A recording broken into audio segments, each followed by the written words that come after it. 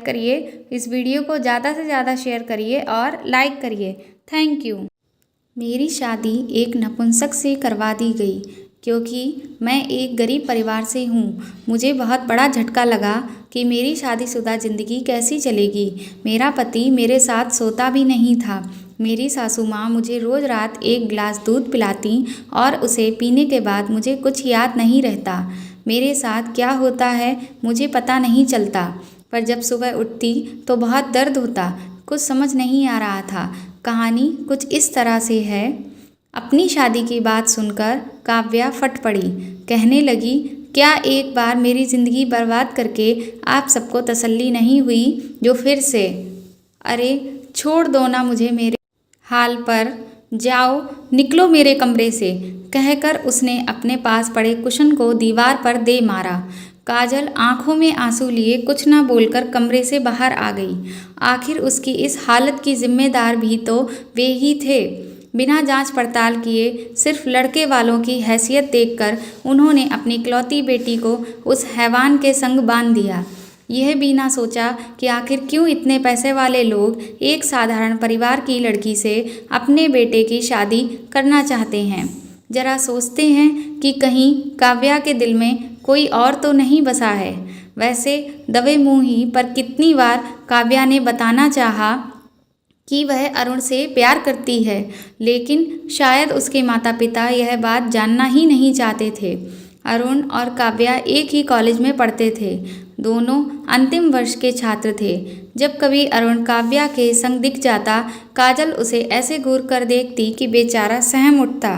कभी उसकी हिम्मत ही नहीं हुई यह बताने की कि वह काव्या से प्यार करता है, पर मन ही मन काव्या की ही माला जपता रहता था और काव्या भी उसी के सपने देखती रहती थी। सौरभ अच्छा लड़का तो है ही, उसकी हैसियत भी हमसे ऊपर है।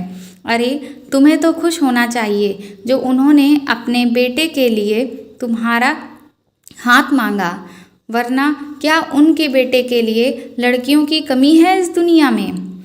काव्या के पिता मनोहर लाल ने उसे समझाते हुए कहा था, पर एक बार भी यह जानने की कोशिश नहीं की कि काव्या मन से इस शादी के लिए तैयार है भी या नहीं। माँ बाप की मर्जी और समाज में उनकी नाक ऊंची रहे, यह सोचकर भारी मन से ही सही, पर काव्या ने इस रिश्ते के लिए हामी भर दी। वह कभी नहीं चाहेगी कि उसके कारण उसके माता पिता दुखी हों। कहने को तो लड़के वाले बहुत पैसे वाले थे, लेकिन फिर भी उन्होंने मुंह मांगा दहेज पाया। अब हमारी एक ही तो बेटी है, हमारे बाद जो भी है सब उसका ही है, तो फिर क्या हर्ज है, अभी दें या बाद में? यह सोचकर मनोहर लाल और काजल उनकी हर डिमांड पूरी करते रहे, पर उनमें तो संतोष नाम की चीज़ ही नहीं थी। अपने नाते रिश्तेदारों को वो यह कहते अघाते नहीं थे कि उनकी बेटी इतने बड़े घर में ब्याह रही है। लोग भी सुनकर कहते कि भाई मनोहर लाल ने तो इतने बड़े घर में अपनी बेटी का ब्याह कर गंगा नहा ली। दिल पर पत्थर रख काव्या भी अपने प्यार को भुलाकर ससुराल चल पड़ी। विदाई के वक्त उसने देखा एक कोने में खड़ा अरुण अपने आंसू पोंछ रहा था। ससुराल पहुंचने पर नववधू का बहुत स्वागत हुआ। छुई मुई सी घूंघट काढ़े हुए दुल्हन की तरह वह भी अपने पति का इंतज़ार कर रही थी। वह आया तो काव्या का दिल धड़का और फिर संभला भी, लेकिन सोचिए जरा क्या बीती होगी उस लड़की पर जिसकी सुहाग रात पर उसका पति यह बोले कि वह उसके साथ संबंध बनाने में सक्षम नहीं है और वह इस बात के लिए उसे माफ़ कर दे। सुनकर धक्क रह गया काव्या का कलेजा। आखिर क्या बीती होगी उसके दिल पर जब उसे यह पता चला कि उसका पति नामर्द है और धोखे में रखकर उसने उससे ब्याह लिया। पर क्यों जानबूझकर उसके साथ ऐसा किया गया? क्यों उसके परिवार को धोखे में रखा गया? ये सवाल जब उसने अपने पति से पूछे तो कोई जवाब न देकर वह कमरे से बाहर चला गया। काव्या की पूरी रात सिसकते ही बीती। उसकी सुहाग रात एक काली रात बनकर रह गई। सुबह नहा धोकर उसने अपने बड़ों को प्रणाम किया और जो भी बाकी बची रस्में थीं उन्हें निभाया। उसने सोचा कि रात वाली बात वह अपनी सास को बताए और पूछे कि क्यों उसके जीवन के साथ खिलवाड़ किया गया, लेकिन उसकी जबान ही नहीं खुली यह कहने को। कुछ समझ नहीं आ रहा था उसे कि करे तो करे क्या, क्योंकि रिसेप्शन पर भी सब लोगों के सामने सौरभ उसके साथ ऐसे बिहेव कर रहा था जैसे उनकी सुहागरात बहुत मज़ेदार रही। हंस हंसकर वह अपने दोस्तों को कुछ बता रहा था और वे चटकारे ले लेकर सुन रहे थे। काव्या समझ गई कि शायद उसके घर वालों को सौरभ के बारे में कुछ पता ना हो, उन सबको भी उसने धोखे में रखा हुआ होगा। पग फेरे पर जब मनोहर लाल उसे लिवाने आए और पूछने पर कि वह अपनी ससुराल में खुश है, काव्या खून का घूंट पीकर रह गई। फिर उसने वही जवाब दिया जिससे मनोहर लाल और काजल को तसल्ली हो। एक अच्छे पति की तरह सौरभ उसे उसके मायके से लिवाने भी आ गया। पूरे सम्मान के साथ उसने अपने सास ससुर के पांव छुए और कहा कि वे काव्या की बिल्कुल चिंता ना करें, क्योंकि अब वह उनकी जिम्मेदारी है। धन्य हो गए थे मनोहर लाल और काजल संस्कारी दामाद पाकर। लेकिन उन्हें क्या पता था कि सच्चाई क्या है। वह तो बस काव्या ही जानती थी और अंदर ही अंदर जल रही थी। काव्या को अपनी ससुराल आए हफ्ते से ऊपर का समय हो चुका था, पर इतने दिनों में एक बार भी सौरभ ना तो उसके करीब आया और ना ही प्यार के दो बोल बोले। हैरान थी वह कि आखिर उसके साथ हो क्या रहा है और वह चुप क्यों है। बता क्यों नहीं देती सबको कि सौरभ ने उसके साथ धोखा किया है। लेकिन किससे कहे और क्या कहे, ये सोचकर वह चुप हो जाती। सासू माँ का नेचर काव्या को बहुत अच्छा लग रहा था। उसकी सास बहुत सेवा करती थी बहू की और बोलती कि जल्दी से काव्या खुशखबरी दे दो। काव्या को जरा सा भी शक नहीं था कि उसकी सास ये नहीं मालूम कि उसका बेटा नपुंसक है। काव्या कई बार बताने की कोशिश करती पर अपनी सास को बता नहीं पाती। काव्या की सास रोज उसे एक गिलास दूध का देती और कहती, दूध पियो सब ठीक हो जाएगा। काव्या वो दूध रोज पीकर सो जाती और उसके बाद उसकी आंख सीधे सुबह ही खुलती। पर वो यह सोचने लगती कि रात जो कपड़े पहनकर वह सोती है वो सुबह तक बॉडी में अजीब तरह से लिपटे होते और उसको एक अजीब सा दर्द महसूस होता और चलने में बहुत दिक्कत होती। आखिर उसके साथ क्या हो रहा था, कुछ समझ में नहीं आ रहा था। काव्या को लगा रात को ऐसे ही सोने से हो जाता होगा और औरतों को कोई ना कोई बीमारी रहती है, हो सकता है उसी की वजह से नीचे दर्द हो रहा हो। इस तरह से एक महीना निकल गया। काव्या को शक हुआ कि कहीं दूध में कुछ मिलाकर तो नहीं दिया जाता।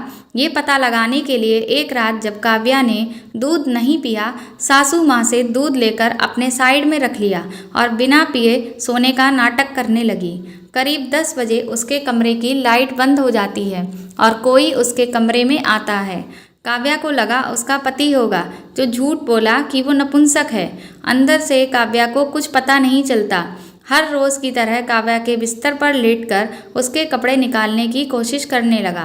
काव्या को अच्छा लग रहा था कि उसका पति सौरभ भले ही उसे प्यार ना करता हो, पर रात में दूध पीने के बाद बिस्तर पर आता तो है। कपड़े निकालते समय काव्या ने खांसी की आवाज़ सुनी। उसे कुछ शंका हुई।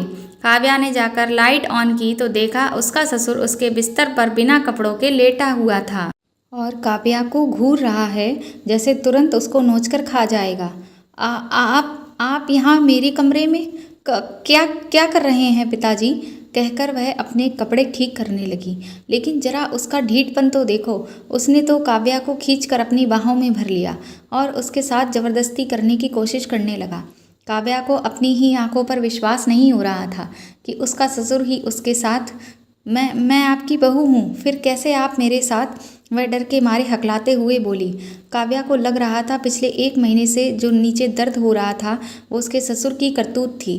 काव्या बहुत डर गई थी। अब उसका क्या होगा। ससुर के चेहरे पर एक भी शिकन नहीं थी। ससुर काव्या से बोला, बहू, ठहाके मार कर हंसते हुए वह बोला, क्या तुम्हें पता नहीं है कि तुम्हें मुझसे ही वारिस पैदा करना है और इसीलिए ही तो हम तुम्हें इस घर में बहू बनाकर लाए हैं। रोज़ रात जो दूध पीकर तुम सोती हो उसके बाद मैं आके तुम्हारी जवानी के मज़ा लूटता हूँ, क्योंकि हमें अपना वंश बढ़ाने वाला चाहिए। सुनकर काव्या को लगा जैसे किसी ने उसके कानों में पिघला शीशा डाल दिया हो। वह कहने लगी, यह कैसी पागलों सी बातें कर रहे हैं आप, क्या शर्मो हया बेच खाई है। पर वह कहाँ कुछ सुनने समझने वाला था। फिर उसने काव्या के ऊपर झपट्टा मारा। लेकिन उसने अपने आप को उस दरिंदे से बचाने के लिए जैसे ही दरवाज़ा खोला, सामने ही सौरभ और उसकी माँ खड़े मिले। घबरा कर वह अपनी सास से लिपट गई और रोते हुए कहने लगी कि कैसे उसके ससुर उसके साथ ज़बरदस्ती करना चाह रहे हैं। उसे बचा ले, बहुत हो चुका यह चूहे बिल्ली का खेल। कान खोलकर सुन लो तुम कि ये सब जो हो रहा है ना, वह सब हमारी मर्जी से ही हो रहा है और हम तुम्हें इसी वास्ते इस घर में बहू बनाकर लाए हैं। ज़्यादा फड़फड़ाओ मत और जो हो रहा है होने दो। रोज़ मिल्क तुमको ऐसे फ्री में नहीं मिलता है, समझी? अपनी सास के मुंह से भी ऐसी बात सुनकर काव्या का दिमाग घूम गया। उसे लगा वह बेहोश होकर गिर पड़ेगी।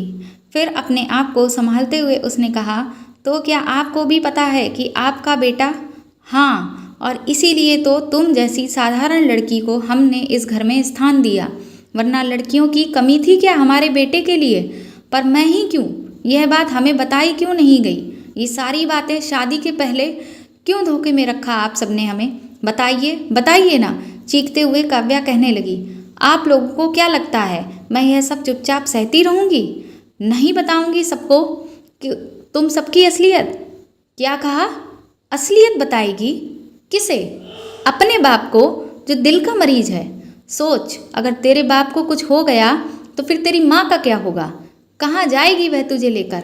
दुनिया को तो हम बताएंगे कि कैसे आते ही तुमने घर के मर्दों पर डोरे डालने शुरू कर दिए और जब चोरी पकड़ी गई तो उल्टे हम पर ही दोष मढ़ रही है। काव्या के बाल खींचते हुए सौरभ कहने लगा, तुमने क्या सोचा कि तुम मुझे पसंद आ गई थी इसलिए हमने तुम्हारे घर रिश्ता भिजवाया था? देख, करना तो तुम्हें वही पड़ेगा जो हम चाहते हैं, वरना। बात अधूरी छोड़कर उसने उसे उसके कमरे से बाहर निकाल दिया। पूरी रात काव्या ने बालकनी में रोते हुए बिताई। सुबह फिर उसकी सास कहने लगी, देखो बहू, जो हो रहा है होने दो। क्या फ़र्क पड़ता है कि तुम किससे रिश्ता बना रही हो और किससे नहीं? आखिर हम तो तुम्हें बारिश जनने के लिए इस घर में बहू बनाकर लाए हैं ना। इस घर और घर के लोगों से घृणा होने लगी थी काव्या को, और अब एक ही सहारा था उसके पास, उसके नंद और नंदोई। अब वे ही थे जो उसे इस नर्क से आज़ाद करा सकते थे। लेकिन जब उनके मुंह से भी उसने वही बातें सुनी तो उसके होश उड़ गए। वह समझ गई कि उसकी शादी एक साजिश के तहत हुई है। 3 महीने हो चुके थे उसकी शादी को। इन 3 महीनों में एक दिन भी ऐसा नहीं गया जब काव्या ने आंसू ना बहाए हों। उसका ससुर जिस तरह से उसे गिद्ध दृष्टि से देखता था वह सिहर उठती थी। काव्या को बात परेशान किए जा रही थी कि कहीं उसके ससुर का अंश उसकी कोख में पल तो नहीं रहा। इस बीच जब भी मनोहर लाल अपनी बेटी को लिवाने आते तो वे लोग यह कहकर उसे जाने से रोक देते कि अब उसके बिना यह घर नहीं चल सकता। उनके कहने का मतलब था कि वे लोग काव्या को बहुत प्यार करते हैं, इसीलिए उसे कहीं जाने नहीं देना चाहते हैं। मन ही मन खुशी से झूम उठते मनोहर लाल यह सोचकर कि उनकी बेटी का उस घर में कितना सम्मान हो रहा है, लेकिन असलियत से वे वाकिफ़ नहीं थे कि उनकी बेटी के साथ इस घर में क्या क्या हो रहा है। काव्या भी अपने पिता के स्वास्थ्य के साथ कोई समझौता नहीं करना चाहती थी, इसीलिए चुप थी। अब उसे दूध पीने से मना कर दिया था, लेकिन उस रात तो हद हो गई जब उसे उसके ससुर के साथ एक कमरे में बंद कर दिया गया। ऐसी ज़बरदस्ती देखकर वो बोली, अभी तक तो नशे में मेरे साथ गंदा काम किया जा रहा था और अब खुल्लम खुल्ला ज़बरदस्ती। वह चिल्लाती रही पर किसी ने दरवाज़ा नहीं खोला। आखिर काव्या क्या करती बेचारी। उठाकर फूलदान उस दरिंदे के सिर पर दे मारा, और जब उसके चिल्लाने की आवाज़ों से वे सब कमरे में आए तो वह सबकी नज़रें बचाकर घर से भाग निकली। अपनी बेटी को यूं अचानक अकेले और बदहवास अवस्था में देखकर मनोहर लाल और काजल हैरान रह गए। फिर जब उन्हें पूरी बात का पता चला तो जैसे उनके पैरों तले की ज़मीन ही खिसक गई। आनन फानन में वे अपनी बेटी की ससुराल पहुंच गए और जब उन्होंने उनसे अपनी बेटी के जुल्मों का हिसाब मांगा और कहा कि क्यों उन्होंने उन्हें धोखे में रखा, तो वे उल्टा कहने लगे कि ऐसी कोई बात नहीं है, उन्होंने ही अपनी पगली बेटी को उनके बेटे के पल्ले बांध दिया। धोखा तो उनके साथ हुआ है। अच्छा, तो फिर ठीक है, आप अपने बेटे की जांच करवाएं कि वह नपुंसक है या नहीं, और मैं भी अपनी बेटी की दिमागी जांच करवाता हूँ। फिर तो दूध का दूध और पानी का पानी हो जाएगा ना। तुम लोग क्या समझे कि हम चुप बैठ जाएंगे? नहीं, इस भ्रम में मत रहना। तुम सब ने अब तक मेरी शालीनता देखी है, पर अब मैं तुम्हें दिखाऊंगा कि मैं क्या कर सकता हूँ। चाहे दुनिया की सबसे बड़ी से बड़ी अदालत तक ही क्यों ना जाना पड़े हमें, पर छोड़ूंगा नहीं। तुम सबको तो जेल होगी ही, और तुम्हारा बाप जिसने मेरी बेटी की ये हालत की, उसे तो अगर मैंने फांसी ना दिलवाई तो मेरा भी नाम मनोहर लाल नहीं। बोलते बोलते मनोहर लाल का चेहरा क्रोध से लाल हो गया। मनोहर लाल की बातें सुनकर सबके होश उड़ गए, क्योंकि झूठे और गुनाहगार तो वे लोग थे ही। अतः दिन में ही तारे नजर आने लगे उन्हें। क्या सोच रहे हो? रोको उसे। अगर वह पुलिस में चला गया तो हम में से कोई नहीं बचेगा, और मुझे फांसी पर नहीं झूलना, अपना पसीना पोंछते हुए सौरभ के पिता ने कहा। उन लोगों को लगने लगा कि अगर यह बात पुलिस तक गई तो इज्जत तो जाएगी ही, उनका जीवन भी नहीं बचेगा। बहुत गिड़गिड़ाने पर कि वे जो चाहें वो उनसे ले लें और जितने मर्जी चाहें उतने थप्पड़ मार लें, पर पुलिस में ना जाएं। कहीं पुलिस कानून के चक्कर में उनकी बेटी का भविष्य और ना बिगड़ जाए, यह सोचकर मनोहर लाल को भी यही सही लगा। लेकिन उन्होंने उनके सामने यह शर्त रखी कि सौरभ काव्या को जल्द से जल्द तलाक देकर उसे आज़ाद कर दे, मरता क्या ना करता। बगैर किसी शर्त के सौरभ ने तलाक के पेपर साइन कर दिए। पहली सुनवाई में ही फैसला हो गया। काव्या का चेकअप करवाया गया तो वो पेट से निकली। अभी ज़्यादा समय नहीं हुआ। काव्या ने बच्चे को दुनिया में आने ही नहीं दिया। वहाँ से तो काव्या आज़ाद हो गई, लेकिन एक अवसाद से घिर गई।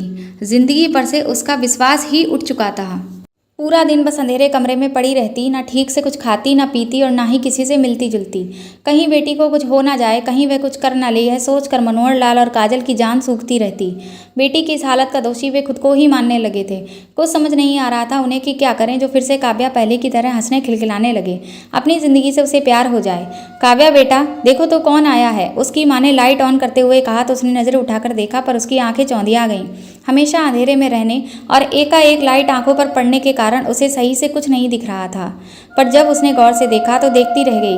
अरुण हौले से उसके मुंह से निकला। काजल और मनोहर लाल जानते थे कि कभी काव्या और अरुण एक दूसरे से प्यार करते थे, पर कह नहीं पाए। शायद उन्हें बोलने का मौका ही नहीं दिया और खुद ही वे उसकी ज़िंदगी का फैसला कर बैठे। लेकिन अब अरुण ही उनकी बेटी के होंठों पर मुस्कान बिखेर सकता था। वही है जो ज़िंदगी भर काव्या का साथ निभा सकता है। यह सोचकर उन्होंने अरुण को उसके सामने लाकर खड़ा कर दिया। बहुत सकुचाहट के बाद अरुण ने पूछा, कैसी हो काव्या? मगर उसने कोई जवाब नहीं दिया। लगता है मुझे भूल गई। अरे मैं अरुण हूँ अरुण, अब याद आया? उसने उसे हंसाने के इरादे से कहा, पर फिर भी उसने कोई जवाब नहीं दिया। धीरे धीरे अरुण उसे पुरानी बातें, कॉलेज के दिनों की याद दिलाने लगा। कहने लगा कि कैसे वे दोनों सबकी नज़रें बचाकर रोज़ मिलते थे, कैसे कैंटीन में बैठकर कॉफ़ी पीते थे। अरुण उसे उसके दुख भरे अतीत से बाहर लाने की कोशिश कर रहा था, पर काव्या थी कि बस शून्य में ही देखे जा रही थी। काव्या की ऐसी हालत देखकर अरुण की आंखों में भी आंसू आ गए। कहने लगा, आखिर तुम्हारी क्या गलती है काव्या, जो तुमने अपने आप को इस काल कोठरी में बंद कर रखा है? ऐसा करके क्यों तुम खुद को सजा दे रही हो? क्या अंधेरे में बैठने से तुम्हारी समस्या हल हो जाएगी, या जिसने तुम्हारे साथ गलत किया उसे सजा मिल जाएगी? बोलो तो मैं क्या करूं अरुण, क्या करूं मैंने तो वही किया ना जो मेरे मम्मी पापा ने चाहा, फिर क्या मिला मुझे? अपने आंसू पोंछते हुए काव्या कहने लगी। उसकी बातें सुनकर काजल भी फपक फपक कर रोने लगी। काव्या का हाथ अपनी दोनों हथेलियों में दबाकर अरुण कहने लगा, ठीक है, कभी कभी हमसे गलतियां हो जाती हैं, लेकिन इसका मतलब यह तो नहीं कि हम उन्हीं गलतियों को लेकर अपने जीवन को नर्क बनाते रहें। ज़िंदगी हमसे यही चाहती है कि हम अपने उजाले खुद तय करें और उन पर यकीन रखें। Just believe and win. अवसाद और तनाव के अंधेरे को हटाकर जीवन को खुशियों के उजाले से भरना कोई कठिन काम नहीं है, बशर्ते हम में बीती बातों को भूलने की क्षमता हो। काव्या, एक डर आ गया है तुम्हारे अंदर, उस डर को तुम्हें बाहर निकालना होगा। क्या तुम्हें अपने माता पिता की फिक्र नहीं है कि उन पर क्या बीतती होगी तुम्हारी ऐसी हालत देखकर? अरे उन्होंने तो तुम्हारा भला ही चाहा था ना आखिर। अपने लिए, अपने माता पिता के लिए तुम्हें इस गंधाते अंधेरे से निकलना ही होगा काव्या। अरुण की बातों का कुछ कुछ असर होने लगा था काव्या पर। कहने लगी, हम अपनी खुशियाँ, अपनी पहचान, अपना सम्मान दूसरों से मांगने लगते हैं। ऐसा क्यों होता है अरुण? क्योंकि हमें अपनी शक्ति का एहसास नहीं होता। अपनी आंखें खोलकर देखो गौर से, तुम्हारे सामने तुम्हारी मंजिल है। अरुण की बातों से उसने नज़र उठाकर देखने पर मजबूर कर दिया, जैसे वह कह रहा हो कि काव्या, आज भी मैं उसी राह पर खड़ा तुम्हारा इंतज़ार कर रहा हूँ जहाँ तुम मुझे छोड़कर चली गई थी। बस तुम्हारी हाँ की देर है काव्या, फिर देखो कैसे मैं तुम्हारी ज़िंदगी खुशियों से भर दूंगा। काव्या बोली, अरुण, ये सब पता होते हुए कि मेरे साथ क्या हुआ और मैं वर्जिन भी नहीं हूँ, क्या तुम मुझे अपना बना पाओगे? अरुण बोला कि तुमने जानबूझकर तो ऐसा नहीं किया। जो हुआ इस्तेमाल बुरे सपनों की तरह भूल जाओ और आ जाओ मेरी ज़िंदगी में। जब काव्या ने ऐसी बात सुनी तो अरुण के सीने से लग काव्या बिलक बिलक कर रो पड़ी, जैसे सालों का गुबार निकल रहा हो उसकी आंखों से बहकर। अरुण ने भी उसे रोने दिया ताकि उसके सारे दुख दर्द उन आंसुओं के सहारे बाहर निकल जाएं और वह अपने डरावने अतीत से बाहर निकल सके। बाहर खड़े मनोहर लाल और काजल की आंखों से भी अविरल आंसू बहे जा रहे थे, पर आज ये खुशी के आंसू थे। दोस्तों, अगर आपको ये कहानी पसंद आई हो तो आप कमेंट बॉक्स में कमेंट करके ज़रूर बताएं और मेरी इस कहानी को ज़्यादा से ज़्यादा शेयर करें, लाइक करें और मेरे चैनल को सब्सक्राइब करें। Thank you.